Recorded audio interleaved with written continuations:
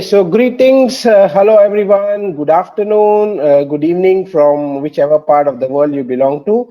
Welcome to the 50th session of the online Optom learning series. Let me just introduce to you our speaker for today. So today we have Dr. Shezad Naroo. He is the reader at Aston University and he teaches at Aston University in the area of anterior eye. His research interest includes contact lenses, dry eye, corneal biomechanics, laser refractive surgery, cataract and lens surgery, intraocular lenses, sports vision, and also very unique, which is the business aspect of the UK eye healthcare. He has authored and co-authored around 150 publications, including peer-reviewed journals, textbook chapters, editorials, and a lot of them actually. He has successfully supervised about 15 doctoral students plus 3 master students, and currently he's supervising 6 doctorate students and 1 master student. He achieved his first degree at Aston University and then a master's and then a doctorate at the University of Manchester Institute of Science and Technology. He is also the examiner of the UK College of Optometrists, an international assessor from the General Optical Council UK, and he also advises on the medico-legal ophthalmic cases. He is also the visiting professor at the American Academy or American University of Science and Technology, and also at the King Saud University in Riyadh, Saudi Arabia. He was also awarded at the International Optometrist Award in the year 2015 by the World Council of Optometry. He is also the Honorary Fellow of the British Contact Lens Association, BCLA, and the Editor-in-Chief of the BCLA journal, which is the Contact Lens and Anterior Eye. If you follow Dr. Shehzad on Facebook, I think you all know that the Contact Lens and Anterior Eye journal had a huge increase in the impact factor by about 30%. And this was a remarkable performance. And I think people who are into contact lenses do read this journal very religiously. He is also the global president of the International Association of Contact Lens Educators, which is the IACL. And today he is going to talk to us about how do we improve our routine contact lens practice. So welcome, Dr. Shehzad, and I will leave the screen time to you now. Thank you, Mr. Fakhruddin. It's a real pleasure for me to be here, and thank you for the kind introduction. So good evening, everybody in India, Malaysia, and the region. And belated Eid Mubarak to anybody who was celebrating Eid also. So I didn't really need to go through. I didn't really need to go through the details of who I am, but I think the main 2 important roles that I have in contact lenses are the editor of this journal, Contact Lens and Anterior Eye, and the IACL role that I have, which is to be the president of this organization. And Mr. Fakhruddin mentioned my research interest, and it's actually the last one, the business aspects, which is what I was going to talk to you about today. And I'm very pleased that I was awarded this thing in 2015 by the World Council of Optometry. But also, I know that many of you are based in Malaysia.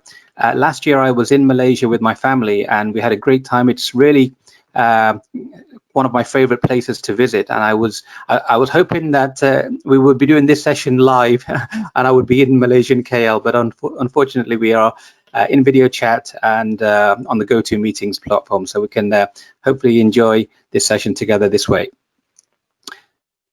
I'm going to start by talking about an editorial written by Dwight Ackerman. Dwight Ackerman used to work for Alcon. Now he's independent, and he's the editor of the Journal of Myopia in the USA. But he wrote a very interesting editorial in Contact Lens and Anterior Eye Journal. And he said, let's imagine the world population of about 7.6 billion people. And we know that about 5.3 billion of those will need some sort of vision correction. And if we also know the number of people who wear contact lenses, we can then calculate what we call the contact lens penetration, 3.3%. Now, bear in mind, of course, that this 5.3 billion people who need vision correction, many of these will, of course, be presbyopes. So you might not consider them to be primary candidates for contact lenses, but maybe we need to rethink that as well, and I'll mention that later on. But this penetration rate of 3.3% globally is quite small. Different countries have different rates, of course, and I will give you the data for the UK. But for example, in the USA, we think that they have the highest contact lens penetration rate in the world, maybe around 17, 18%. So most countries, are in single digits, and so most countries we can do better than this. Now, this is a survey done by a magazine in the UK called Optician magazine, and they surveyed people, and they found that of the general public, 88% of adults had an eye examination, and more than 90% were happy with their eye care practitioner, and less than a third were not happy with the cost. So cost seems to be not a massive issue for many patients, and it seems that the patients, they like eye care practitioners, they trust them. In the UK, we have a system where the patients are invited back to have an eye examination every 2 years. But in this study, around a quarter of the patients were having eye examinations sooner than 2 years. So they were really loyal patients to these businesses, to these practices. And at that time, this is 15 years ago, the survey found that around only 2% were buying from the internet. And that, of course, will change with time. But the important figure is the last one. Around 20% of new contact lens patients will drop out in the first few months. The big question mark here is, what are we going to do about those 20%? That's 1 in 5. So you fit 5 new patients, and 1 of them will stop wearing contact lenses in the first few months. Some of the other 4 may stop wearing after a few months, but 1 will drop out very quickly. Now, more recent studies have shown that maybe around 10 to 15% of patients buy from the internet. It's different in different countries, I realize that. But the same number keeps creeping up, that around 20% drop out in the first few months, and maybe up to 30% drop out in the first few years. If you look at different studies, they will give you different numbers. I even read a study where it said 50% of patients drop out in the first 3 months. So these numbers can be variable depending on the way the data is collected and the market and the country as well.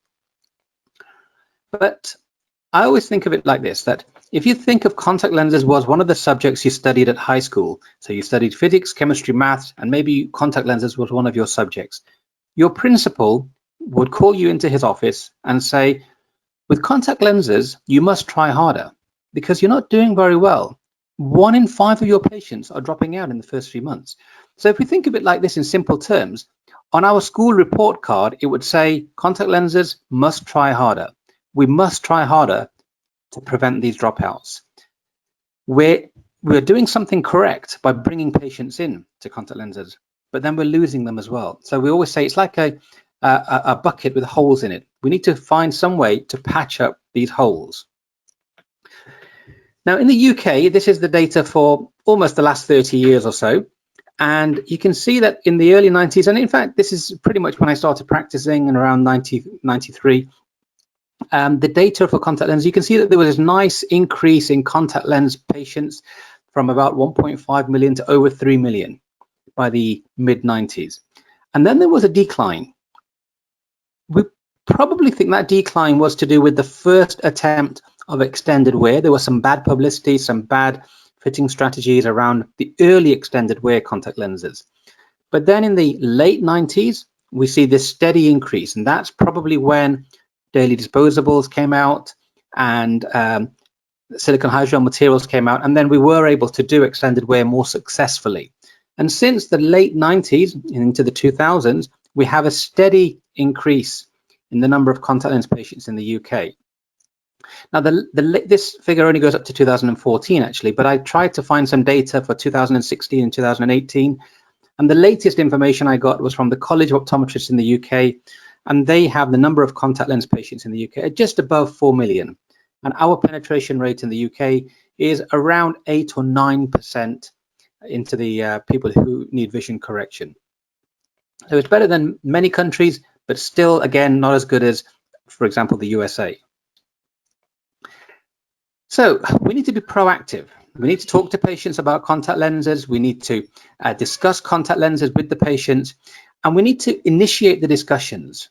And more patients will start wearing contact lenses if we as practitioners initiate that discussion at the end of the routine eye examination. And don't wait for the patient to mention contact lenses.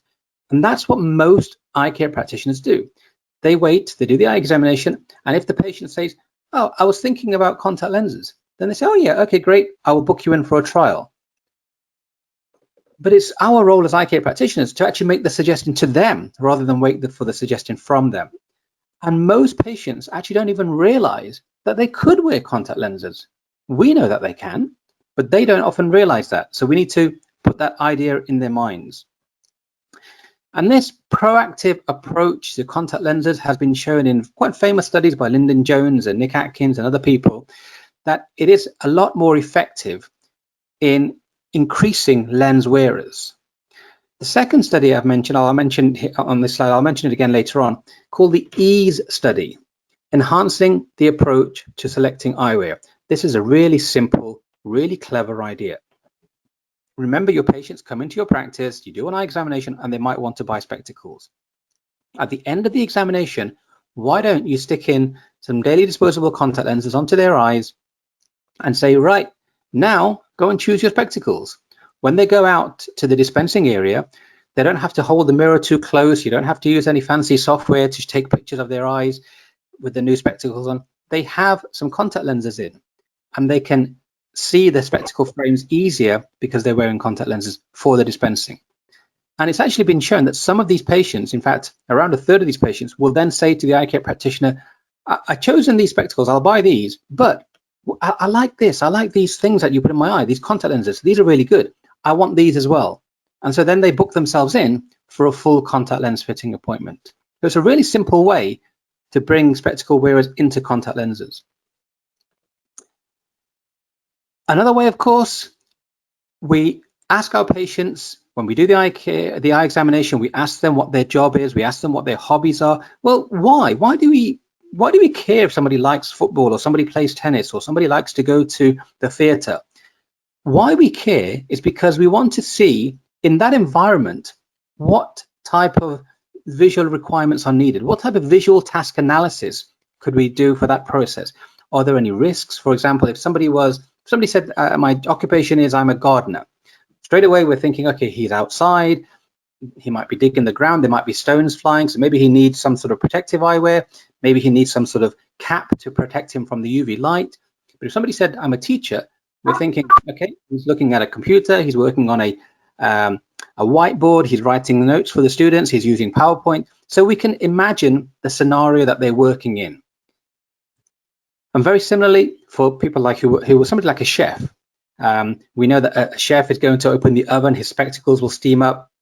We know that somebody might play football and the peripheral environment will be better with contact lenses. So we can advise them according to the questions we ask them. So when we ask these questions, we need to have a purpose behind the result that we find. I'm just going to mention again the EASE study. It's a really simple study. Look it up. It's been published in Contact Lens and Anterior Eye. Remember, those high myopes, they don't like those thick, heavy spectacles. And when they're trying on new spectacle frames, it's quite difficult for them. I know these days people take a picture with their mobile phone, but if they were wearing contact lenses, it's much quicker and easier to choose their spectacle frames as well. And I'll mention that again right at the end, because that's a very important point about contact lens patients and spectacle wearers and how they work together.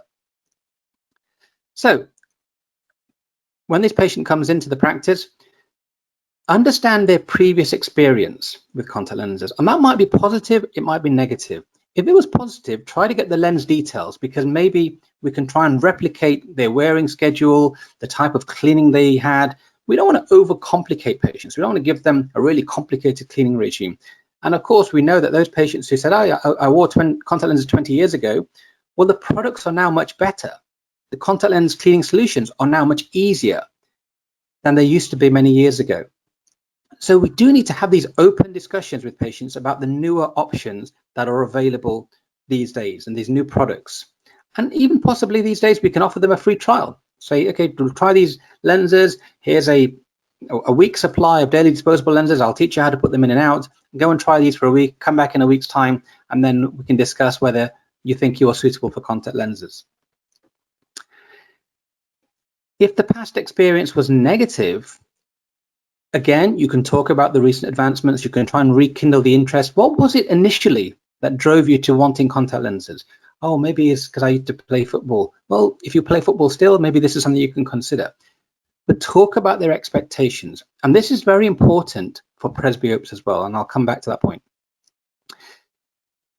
You'll have a lot of patients who have astigmatism, and they will tell you that I've been told I have astigmatism, I can't wear contact lenses because my eye is a funny shape. That might have been the case many years ago, but that's no longer the problem now, because nowadays toric contact lenses are very easy to fit. So when do we introduce contact lenses? Remember those introductory questions? We ask them how old they are, if they drive, we ask them what their occupation is, their hobbies. Think about those tasks that they're doing and think, would contact lenses work in these environments? At the end of the eye examination, you can offer a contact lens trial. When they collect their spectacles, you could say, do you want to book yourself in for a contact lens trial? And try and match their expectations with the benefits of contact lenses. So those patients who say, for example, presbyopic patients who might say to you, well, I'm 50 years old now, I want my eyes to be like they were when I was 25. Well, we're not going to be able to deliver that.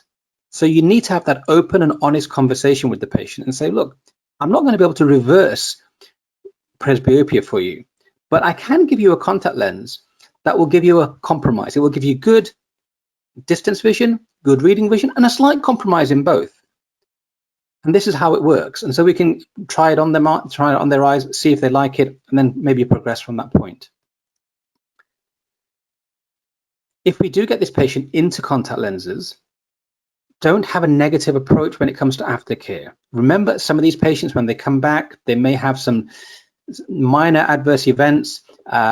And sometimes we will sit there with the slit lamp and we'll say, oh my goodness, you've got this giant papillary conjunctivitis, you've got some neovascularization, you've got, oh, your eye's too red. We need to stop wearing contact lenses for 1 week or 2 weeks. Well, if we're stopping it for small reasons, why don't we just manage the problem better? Why don't we think, okay, there's a better product, or just reduce your wearing time slightly? So don't be too negative in the aftercare. A really common example would be, sometimes we ask our patients, do you sleep in your lenses? And they'll always say no, because they know that they're not supposed to sleep in their lenses unless they wear an extended wear. In fact, I don't ask that question. I ask the question in a different way. I ask the question like this. I say to the patient, when was the last time you slept in your contact lenses? Because if they don't sleep in their contact lenses, then they will reply and say, no, I never sleep in my contact lenses. But if they were watching television on Sunday afternoon and they fell asleep for half an hour in front of the television, then they'll say, oh yeah, last week I fell asleep. Then you can have a conversation with them and say, well, if that happens a lot, if you fall asleep wearing contact lenses a lot, if you had a late night and you forgot to take them out a lot, then I can give you a contact lens which will feel better. That is designed for that flexible wear. Ask them those questions, how their lens feels at the end of the day. If they work in air-conditioned rooms, do they need to use re-wetting drops to make the lenses more comfortable? But timing is very important. And I think this slide is a very important slide here, because you will get patients who wear contact lenses and they come to your practice for an aftercare, and we class them as what we call strugglers. So when you say to them, how have your contact lenses been for the last 6 months since I last saw you? They'll say, oh, everything's fine. But I've noticed that I can't wear them as long as I used to. I used to wear them for 16 hours a day. Now I wear them for 14 hours a day. But that's okay. I'm happy with that. But their wearing time has reduced by 2 hours. And at the end of the eye examination, if you just say to them, look, everything's fine, I'll see you in 6 months. In 6 months' time, they might reduce their wearing time by another 4 hours. So we need to address that issue. They've told us some information that something isn't the same as it used to be. Now, maybe we can't make it the same. Maybe they have some natural aging, some dry eye problems occurring. But we need to investigate that and explain it to them and say, look, the reason you can't wear your lens for as long is because of this reason. Or there is a solution for that, and maybe we choose a different product, or we use some re-wetting drops. So pick up those people who have physical awareness, who say, at the end of the day, they're not quite as comfortable, but I can cope with it, but still probe it. My vision isn't quite so good in this eye, but it's better in this eye. Again, probe it. Don't just say, oh, he's 6 plus, he used to be 6'5", but it doesn't matter, it's only half a line. He's noticing it, he's mentioned it to you. If they report a reduced comfortable wearing time, then what will happen is this will cascade and they'll start to reduce their wearing time. Then you'll get to a point where the patient has run out of contact lenses and they say, oh, you know what, I'll buy some more next week. And for 1 week, they don't wear contact lenses. So they have this temporary discontinuation. And 1 week becomes 1 month, 1 month becomes 3 months, 3 months becomes 6 months. And then they forget about contact lenses and they say, oh, you know what, forget it now. I'm happy wearing my spectacles. So get the timing right and pick out those clues in the history and symptoms. When they report their reason for visit and they say something is happening, you pick that up. Think about these comments that the patients make, not as negatives, but opportunities to upgrade. That patient says, I can't wear it for as long. I sometimes have to swap and put my spectacles on more. I used my re-wetting drops more. My eyes red at the end of the day. These are the sorts of things that they will say that you should think alarm bells are ringing and I need to do something to upgrade this product, upgrade this cleaning, upgrade this patient to a better, more modern solution. But also think about those patients, again, who are becoming presbyopic, who say, when I'm wearing my contact lens, I have to hold things further away. Maybe we need to introduce a low ad. And remember, for presbyopes, it's much easier to start them on a low ad and then increase it periodically than wait until they're 55 and then give them a really big ad, because they won't adapt to it so nicely. But if they started wearing a low ad, 075 ad at the age of 45, and they increased it slightly from that point, it's much easier for them to adapt to the multifocal design because they're more familiar with it. And remember that presbyopes are interested in contact lenses. Presbyopes don't want to be reminded that they're getting old. They don't want you to sit in the chair and say to them, when they say, I can't read so well, my numbers on my mobile phone are too small, or I can't read my messages, and you say, oh, it's because you're getting old. And it's a very common mistake that young practitioners make, because young practitioners, they don't know what presbyopia feels like. But these people who are presbyopic, they don't want to be reminded of their age. They know their vision is starting to deteriorate. They still want to play sports. They still want to ride their bikes and go skiing and play golf and go to restaurants and order from the menu without struggling. So think about the solutions for them rather than explaining it by saying, oh, you're just getting old. This is normal for everybody who gets to your age. Don't say it like that. Say it in a positive way as an opportunity for you to fit them with multifocal contact lenses. Also think about astigmatism.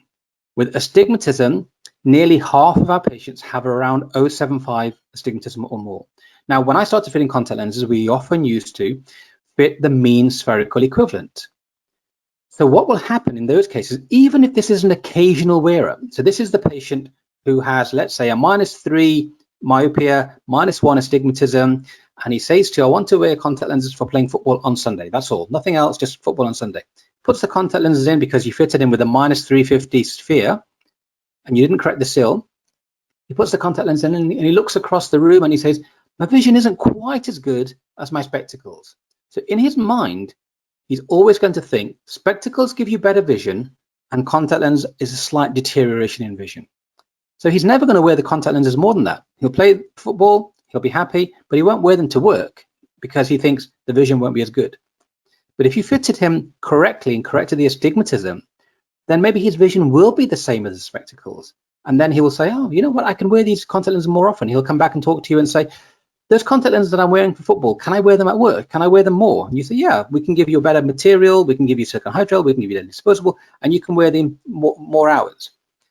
When I started fitting toric lenses, we used to take the prescription from the patient, back vertex distance, the keratometry readings, and we would call the manufacturer and say, this is the details for the patient, and they would send us the toric lenses after about a week or so. We would try them on, and then often they didn't fit correctly, we'd have to order a second pair. Nowadays, we have toric lenses in our practice, in our fitting banks. We have no excuse not to be correcting cylinders. And even worse than that, there was a big study looking at why patients drop out of contact lenses by Graham Young and his group, and they showed that people who had astigmatism were disproportionately represented. So there were more astigmats dropping out of contact lens wear than other things. Why? Because the astigmatism was often not being corrected correctly.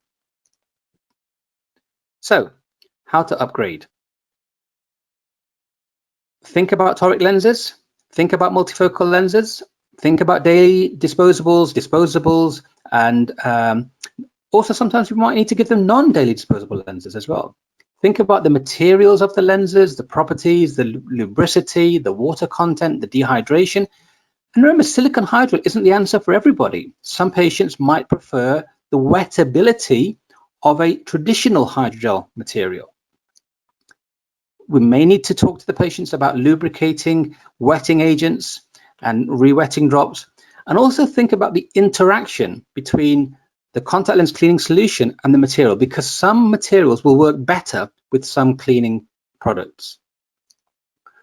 Think about the argument between silicone hydrogels and hydrogels, and in some cases you might prefer hydrogels, in some cases you might prefer silicone hydrogels. So don't just think I'm always going to fit silicone hydrogel because it's the latest material, it's newer. No, there will be some cases which may benefit from hydrogel. And also try to think about ways of improving compliance.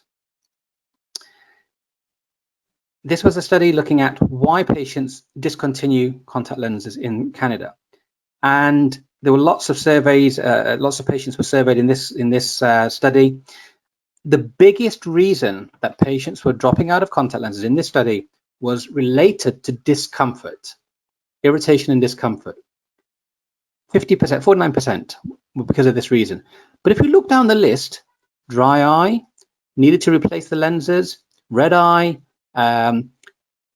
some of those things could also be related to irritation and discomfort.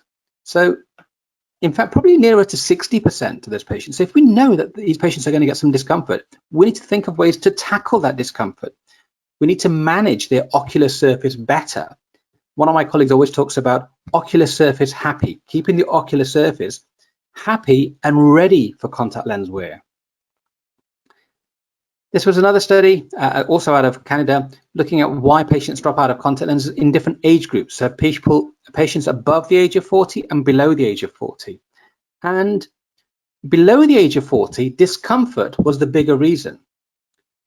Above the age of 40, the near vision played a big part as well, of course. But overall, there was a lot of similarity between the age groups. A lot of them were talking about handling and other issues. And these are things that we can manage. We can manage. If somebody's talking about handling contact lenses, they don't handle them very well, we can teach them again. And the contact lens discomfort can depend on a lot of factors. The contact lens material, the contact lenses as well. Again, when I started fitting contact lenses, some of the practitioners used to do this. They used to say to the patient, in the middle of the day, take your lenses out for an hour or half an hour, and then see how the contact lens feels afterwards when you wash it again. And recovery periods don't work. This was a study looking at what we call end-of-day comfort and dryness. And there is a drop in end-of-day comfort naturally during the day. If the patient takes the lenses out for 30 minutes, 60 minutes, or 90 minutes in the middle of the day and then puts them back in, the end-of-day comfort does not change. So these recovery periods don't work. You need to be talking to these patients about better materials, better cleaning, and maybe re-wetting drops as well. But those recovery periods won't work.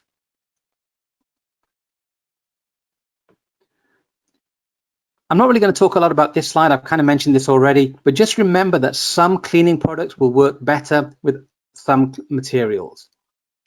Also remember that non-compliance is normal. Many patients are not compliant. So if we know this, we're going into the situation with this knowledge, then we should be talking to the patients and enhancing and reinforcing compliance. This was a study looking at, these were studies, sorry, not just one study, looking at patients who reused their daily disposable contact lenses. And the numbers varied from sort of 1 in 8 up to nearly 1 in 3. The patients are reusing their daily disposable contact lenses. This is a very common type of non-compliance. We need to reinforce that message. Why are they doing this? Is it a cost issue? If it's a cost issue, maybe we should move them to a monthly lens. If it's a issue related to sleeping in the lenses, maybe we need to move them to silicone hydrogel lens. To think about why they're doing this and talk to them about that and have that conversation with them and use it as an opportunity to upgrade and as an opportunity to patch up some of those holes to prevent those dropouts. We need to maximize the flow of information. When a patient comes in to try contact lenses, there's a lot of information we give them. Then they come back for the aftercare and we give them a lot of information. So maybe we need to give them this information and reinforce it. So we, the obvious thing, first time we'll say, okay, you must wash your hands. We teach them the right and wrong way of the contact lens, how to put it in, how to take it out. Maybe when they come back for the first aftercare, by then they know that they have to wash their hands. We reinforce that message. We watch them wash their hands. We watch them put the lens on. We watch them take it out. But maybe we can talk to them about other do's and don'ts, about sleeping in the lens and washing and showers and swimming and those sorts of things as well that they shouldn't do. You need to maximize this flow of information. Use appropriate language. So if you say to a patient something like, if you increase your wearing time, you'll get neovascularization. That means nothing to a patient. They don't understand that. That's science speak, that's optical speak. We understand that, but they don't. So use the appropriate language. If you wear your contact lenses for too long, these lenses aren't designed for wearing overnight. You can starve your cornea of oxygen, and that's not good for the cornea because it can cause other reactions. So maybe explain it in a simpler way. Use the technology. We have SMS messages on our phone, we have apps, we have emails of our patients, but also this continuous communication is important. I mentioned that in some studies, 20% of patients drop out in the first 3 months. If you know that, why don't you do something about it? Everybody's carrying a mobile phone these days. Why don't you say to the patient, I'm fitting you with your new lenses. You need to come back in 1 week's time for an aftercare, but I'll also send you some messages to see how you're getting on. So after 3 days, you send the patient a message, or your staff member sends the patient a message or calls them on the phone or something and says, how are those new lenses getting on? Any problems? Are you okay putting them in, taking them out? Cleaning is okay? If there's a problem, don't wait till next week. Come in now. We'll re-advise you. We can go through the information with you again. Maybe after the first time they have the multifocal lenses, you ring them after a few weeks. They're an experienced contact lens wearer, and we say, okay, how's your near vision in these new lenses? How are you getting on? Can you do your job? Can you look at your computer? Can you read your mobile phone? Can you read your books? So we ask them, and if they can't, bring them back sooner. Don't wait 3 months and they come back and they say, oh yeah, I didn't really wear them for the last month because my vision wasn't very good. But we have the technology now to call them and ask them these questions. When they come in, we can combine the way we teach the message, because this is a way that people learn. Think about it, the way school children learn, the way that optometry students will learn. We reinforce the message. So for example, in optometry, when we are teaching a student how to do retinoscopy, we might say to them, okay, read chapter 3 in this textbook. Look at these slides as well. They read it, they watch it, and they do it. And the same thing with the patient. We say to them, okay, this is the right way around for the contact lens. We show them. We tell them. We say it looks like a cup, not a saucer, and it should be curved upwards like this. So we tell them, we show them, we put it on our finger, and then we watch them do it. And we watch them show us the same thing. So there's different ways of reinforcing the message to improve compliance. Now, this is the last slide, so I'm going to stop at this point. But this is, again, quite an important slide. I mentioned at the beginning that there's a relationship between those patients who wear contact lenses and those patients who wear spectacles. This was a survey of what we call independent practices in the UK. So not the big chains like Titan Eye Group and Lenscart and Vision Express. In the UK, we have Vision Express and Specsavers and Boots Opticians and Optical Express. Not these big companies, but independent practitioners who usually are working by themselves in their 1 or 2 optical shops. This was a survey of those independent practitioners and looking at their business side. And what was found was, if you divide them up into 4 groups, the upper quartile, the second quartile, third quartile, and lower quartile, let's just look at the lower quartile and upper quartile. Those practices that engage in more contact lens work, so this is the top line here, volume of contact lens work. In the upper quartile, it was about 22%. So the upper quartile practices, the best performing business practices, did about 22% of their business was contact lenses. The lowest performing practices, only 8% of their business was contact lenses. And every parameter, every marker that you look at in this chart, in this table, was better for the better business practices if they did more contact lens work. So if you do more contact lens work, then you do more eye examinations per day, 12 versus 7. If you do more contact lens work, you have more new patients than the lower performing practices. Your annual sales per optometrist are higher if you do more contact lens work. Your average sales value of spectacles is 50% higher if your practice engages in more contact lens work. Why? Because patients buy into your practice more. They trust you more because they're seeing you more regularly. These practices are less likely to lose their patients and clientele to the internet. The ratio of staff, and the last one is the conversion rate. The conversion rate is if you see 10 eye examinations and 5 people buy spectacles, your conversion rate is 50%.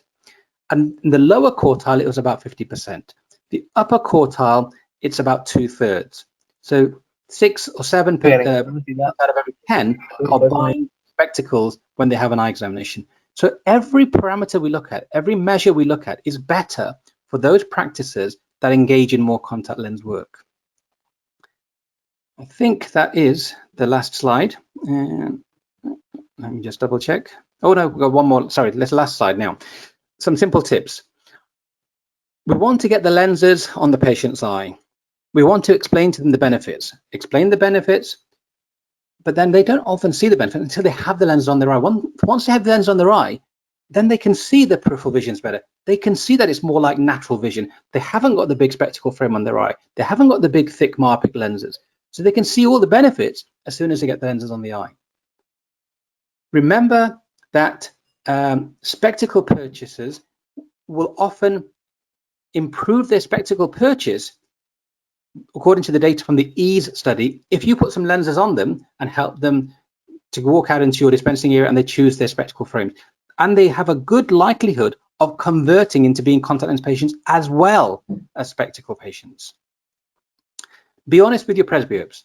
You cannot promise them that you are going to make their eyes like it was 20 years ago. Tell them the compromise that the contact lens that you're going to try will have. There'll be a slight deterioration in your distance, deterioration in your near, but it's something that you will cope with because you'll get both sets of vision. And the difficult patients in presbyopic groups are those emmetropes who are presbyopic because they've never worn spectacles or contact lenses. And now suddenly they're faced with presbyopia, and those are difficult ones to get into multifocal contact lenses. But the myopes and the hyperopes, they should be easier.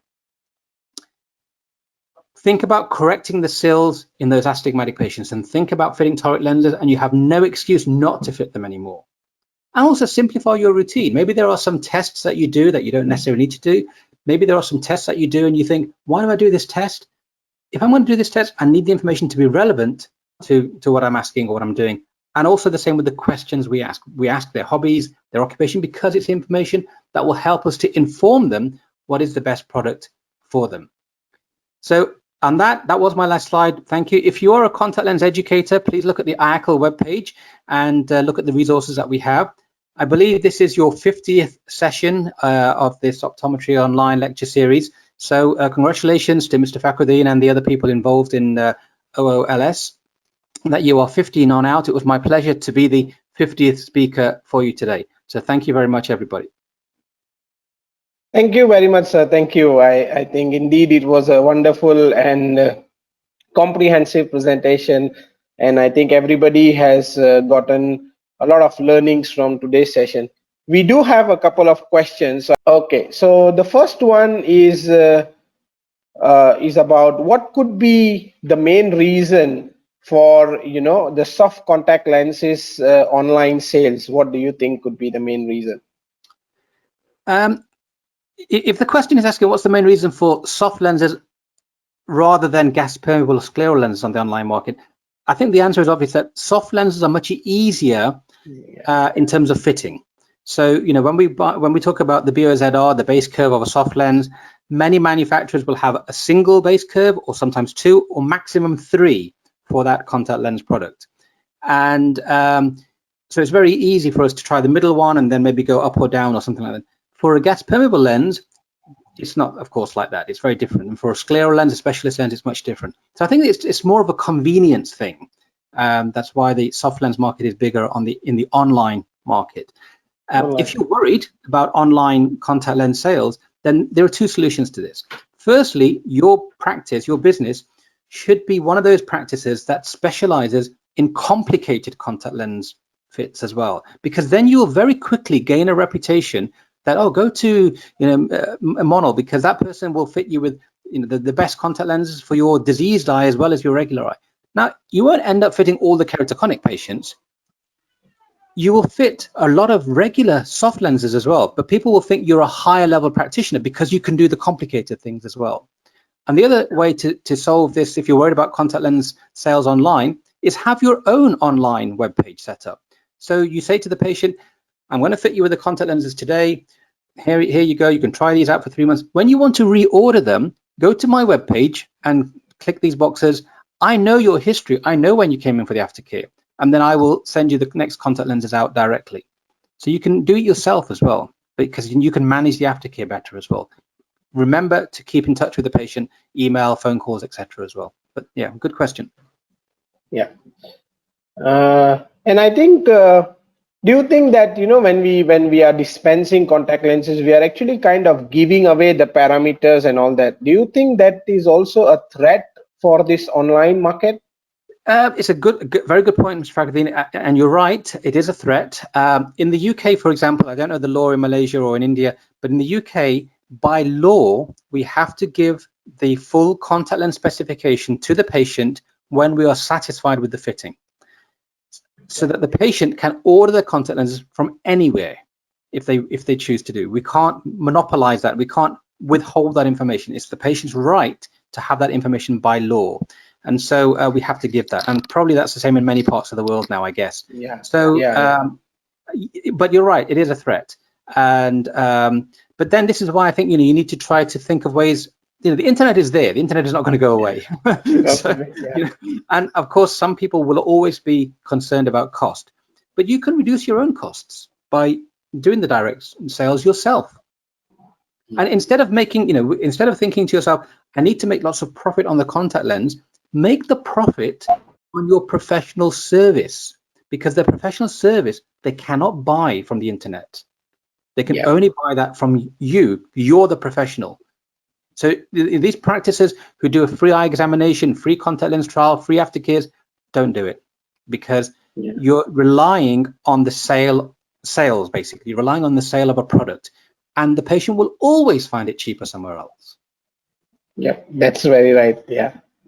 And let's take the next question. It is, what is the best way to deal with patient's education, and if the patient has a fear about heading it specifically to any specialty contact lenses? Any tips on that? Yeah, that's a really good question. And it happens a lot, actually. I remember a patient 20 years ago, and she was where I was working. She worked in the bank near to the practice, and she came into the practice, and she was a very nervous lady, and she said, oh, I want to try contact lenses. I spoke to my husband and I want to try them. And I put the contact lens on my finger. I was showing her the lens, and she fainted just from me showing her the contact lens. And she fell in the chair.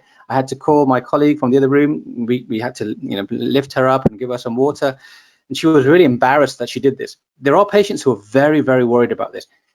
I think the best way to deal with this is honesty. Now, what I say to patients is I take the contact lens, if it's a soft lens, I take the soft lens and I put it on their hand.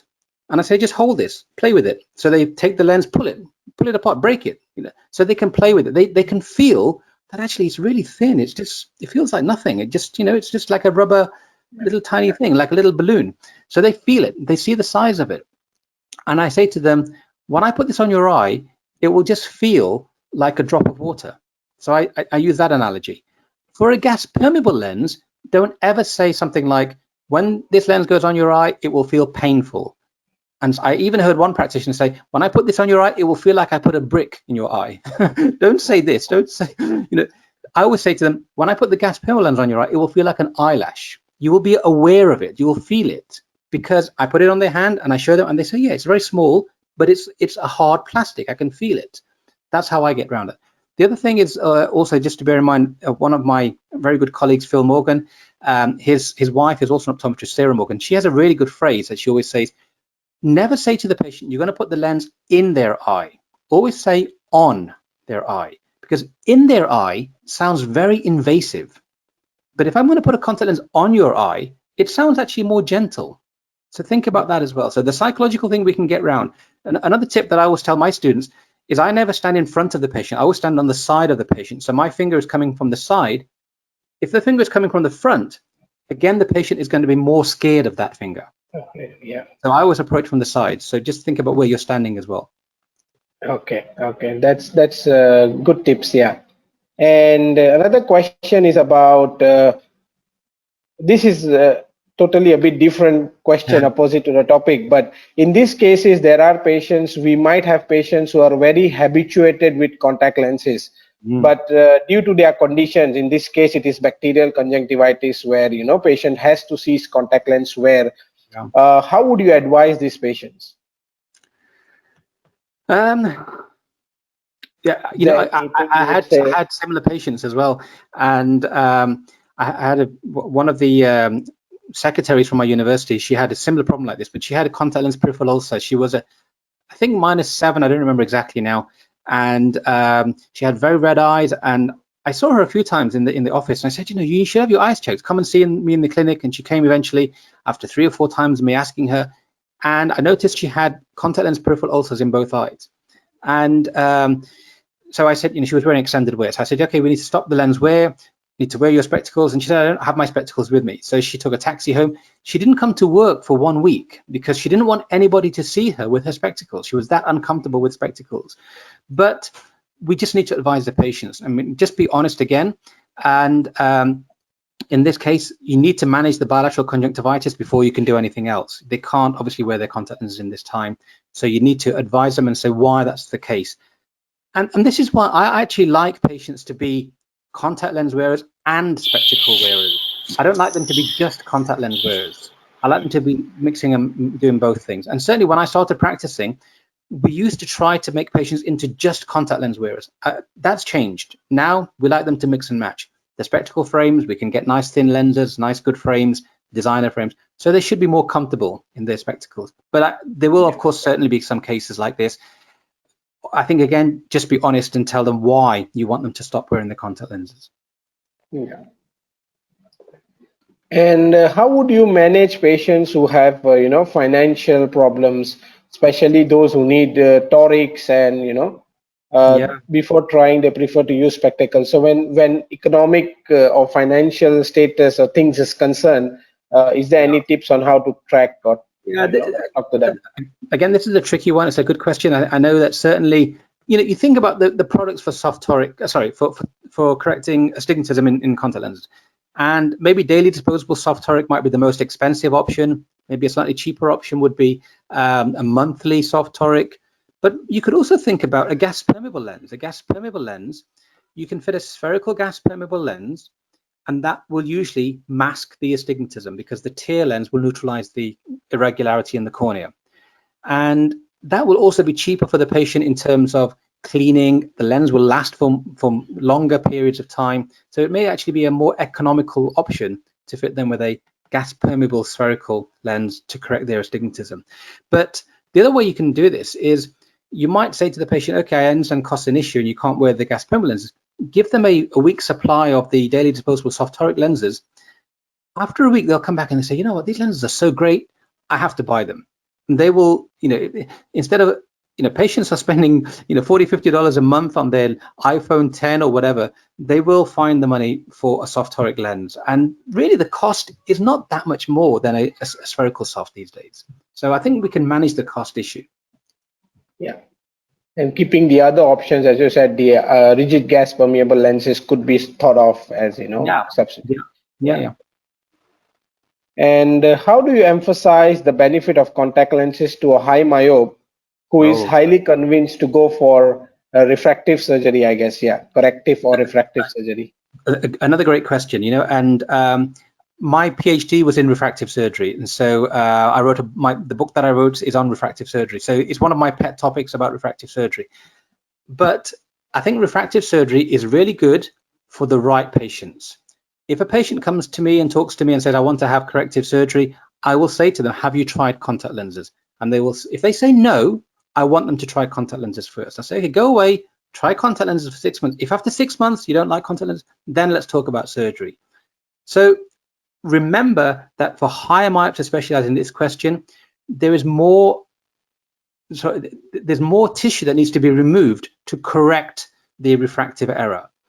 So that basically means there's a higher risk of not correcting the full prescription, or some of the prescription coming back in some myopia reoccurring afterwards, or possibly some scarring, some stromal scarring, which we often call haze or something. So there is a higher risk with the higher myopes, and things like optic zones as well, and there's all sorts of things. What I don't tell patients is I don't say, oh, refractive surgery is terrible, you shouldn't have it. Because if they go and have it, or their friend had it, and it was successful, then they'll say, well, don't trust that guy because he doesn't know what he's talking about. I had it, or my wife had it, or my friend had it, and they're fine. So he doesn't know what he's talking about. So don't say that it's not a good thing. Talk to them as an individual, why you think it's for them is a good thing or a bad thing. And for the high myope, we should be talking about there's less chance of getting the zero prescription afterwards. So they are likely to be a little bit myopic or hyperopic afterwards, and their cornea will be a different shape. So sometimes the contact lenses are harder to fit. That's right. So it has to be individual based and emphasizing on, it's first put in the lens, try first, and then emphasize on individual basis. Yeah. I had the exact opposite to this. I had a patient who was a low myope, very low myope, who wanted refractive surgery. And in one eye he was 6'6", in one eye he was 6'4", and in one eye that he was 6'6", he was a tiny bit, I think quarter of a diopter, maybe half a diopter myope. And he kept on saying, this eye is perfect, this one I can't see anything, I'm blind. He was 1 line or 2 lines worse. And I spoke to the ophthalmologist. I said, this patient, he should just wear a contact lens. And the surgeon said to me that this is very easy. -1/2 is very easy to correct with the laser. I will just laser him. So he lasered him. Afterwards, he improved to 6'5". He had +1/4, -1/2 astigmatism. So there was no point in him having, and he was really unhappy after the surgery. And I said, you shouldn't have surgery. You're such a low myope. Why are you bothering? And so he did. It was the opposite problem. But yeah, in this case, I think you need to tell them that why high myopia can be a more risk. Yeah. Okay. This is the next question. Despite of problems like image jump in multifocal lenses, are there more preferable over spectacles? Any studies? I guess they're asking about contact lenses. The problem with multifocal contact lenses is there's a compromise in the simultaneous vision in most cases. The way that the lens is designed, they will get a distance image and a near image, and the brain will suppress the one that it doesn't need. So there's a compromise in the image quality. So I think as long as the patient this is explained to the patient in a full way, and of course the image jump doesn't happen in a varifocal spectacle lens anyway. It will only happen in a segment lens. So just again, be very clear to the patient what compromise they're having in spectacles, what compromise they're having in contact lenses, what compromise they have in deseg bifocal spectacles or in varifocal spectacles. Every option for presbyopia, every option, monovision, everything has some compromise to it. There are lots of studies to talk about, the image quality in presbyopia. And at the end of the day, it is really down to personal preference. But my advice would be, try the contact lenses on their eye. And once you've tried it on, they will actually think, oh, actually, I can see some benefit here. And the other thing is, especially with the early presbyopes, sometimes when you put the low ad, they don't really see the benefit. So try the medium ad before you give up, because sometimes with the medium ad, they can see, oh yeah, now I can see my watch numbers, I can see the phone. But with the low ad, they say, I can see it without, and it's, they struggle without, they don't see the benefit of the low ad. Yeah. Okay. And a couple of more questions. Cosmetic lenses. Do you really promote Yeah, them, or is it yeah, okay to practice? Yeah. yeah. Of course, it's okay. And you know, in the United Kingdom, in the UK, and Europe, it's not such a massive market. But you know, when I go to Saudi Arabia, and you know, Lebanon, it's a really big market there, and I think more than 50% of their contact lens patients are cosmetic lenses. You know, we're talking about just colored lenses. So I think in terms of promoting them, yeah, why not promote them? And but again, the same precautions need to be with cosmetic lenses. These are the patients, because they're not wearing them for a visual need, they are more likely to be less compliant. So think about these are the patients who are going to share their contact lens colors with their friends, and they're not going to clean them properly. So just be very careful with these patients, because they see the contact lenses as like shoes or earrings or, you know, a hair clip. They don't see them as the medical device that the people with the refractive error see it. So just be careful of that. But you know, I have no hesitation in talking to patients who want to wear cosmetic lenses. Okay. And if I want to advise a bifocal contact lens to early presbyope, what will I advise for best adaptability? I mean, what design probably, or how would you go about that?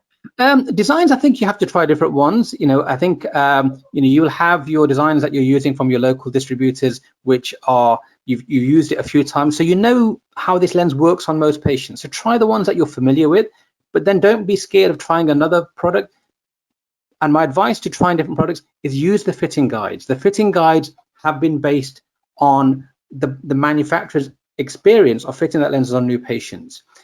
In terms of adaptability, of course, we always would say to the patients, look, try it around the house first and try it for a week, and then come back to the practice. And I will call you in after 3 days as well. So, you know, get the patient back quickly to see what they can do. And another thing I would always say is, you know, when the patients come back to your practice, we often ask a very silly question. We say to the patient, how is your vision? It's a really silly question. So, you know, why would we ask somebody, how is your vision? You know, when you go to the dentist, he doesn't say, you know, how's your eating? You know, you know, how's your biting together of your teeth? You know, so how is your vision is a really strange thing. So we should be saying things like, you know, you know, you're a teacher, so when you're at work, can you use these contact lenses? Can you see? So put them in the situation that they're in, and then they can think about the adaptability and think, oh yeah, when I'm at school, I'm reading my notes and it's not so clear, but I'm looking at the blackboard, it's perfect. So maybe we need to change the ad. You know, so talk to them about the situation that they're in, that the job that they do. Okay. And one last question before we this thing: how to convince a patient who is interested in contact lenses, but is not using it, as it is scared of digital eye strain, which is minimized by the anti-refractive glasses. So I think there's the market for these digital spectacle Yeah, lenses probably. And yeah. how would we go about this? I, there's very weak evidence to suggest the anti-reflective coating is minimizing digital eye strain. Digital eye strain is Yeah. more to do with fatigue than image quality, you know, because essentially what happens with anti-reflective coating is it's the amount of light getting through, and it improves basically, and especially for higher myopes. But you can have that same improvement with the contact lens as well. So I think it's the way that the spectacle lens manufacturers have marketed this digital eye strain. And again, this is why I think honesty is the best thing. So if you can be honest with your patient and say, actually, the evidence to say that you get less digital eye strain with using this coating, it's not very strong. It's not very big evidence, or you know, it's very weak. There's not many papers that talk about this. Then, of course, we can say, well, these are other things which can benefit you as well. And digital eye strain is an issue. And let's talk to the patient about the real remedies for this. So let's talk to them about taking breaks from their computer screen and making sure that they focus on distance objects as well as near objects, and making sure that they do the blinking whilst they're on the computer and things like this as well, because these things will help the digital eye strain more than the AR coats and things like that. Yeah. Okay, I think we have taken almost all the relevant questions. Thank you, Dr. Shezad, for taking up this session and answering to all the questions which have been asked by our attendees. Thank you so much for taking up your time. Yeah, my pleasure. Good evening, everybody, and thank you, Mr. Fakhruddin, for this kind invitation. I hope to see you in KL. Yes, very soon. Yes, very soon. Thank Okay, you. so since this is our 50th session, I just have a few announcements probably to make. First and foremost, I would actually like to thank the pioneers. I would say I term these people as the pioneers of OOLS, because what happened is when the idea came in, I just contacted the people who you can see on the slides, and they were very supportive in doing this program. Most of them have been speakers at our platform, so I would definitely like to extend a very big thank you to all of these pioneers and the support system for OOLS. OOLS also could not be complete, if we didn't have our esteemed speakers. So we would like to thank all our speakers from session 1 until today, which is the session 50th, for giving their time, for giving their advices, their sharing their knowledge, answering the questions, and allowing us to take it further. So all our speakers from session 1 to session 50th, which is today, including our speaker for today. Thank you to all our speakers. We would also like to thank the organizations for believing in us: the Optometry Council of India, the Integrated Philippine Association of Optometrists, and also the Philippine Society of Public Health and Occupational Optometry, to accredit us and believing in us to maintain the quality of education which we are doing it. And before I share the feedback link with you all, I would like to introduce the team OOLS to all of you today, because it's not a one-man show. To be very honest, there is a team behind this. So the team of OOLS is very important to be acknowledged for the all efforts which all of them put in more than me. So I am the idea. I was the creator or ideologist, what you can say. And we have Zulfikar, we have Kayur, we have Manan and Pratmesh. So they say that a teamwork is a dream work. So that's very important, and I would like to extend a warm thank you to all my team members as well. Uh, we also want to let you all know that we have case series presentation. We have received some abstracts already, and thank you for those who have submitted the abstracts to us. We are also opening the link. The link is still open for more abstracts to come in, so we can slot in your presentation. Please put up complete details of your case abstract so that we can get it through the scientific committee, and we can slot in your case study presentations soon. So that's it from my side. And we also have sessions planned for the next weekend. I will see you all again next weekend. Please check out your emails for the details of the meetings. Thank you very much for joining in today. Signing off. Stay home, stay safe. Take care. Bye-bye.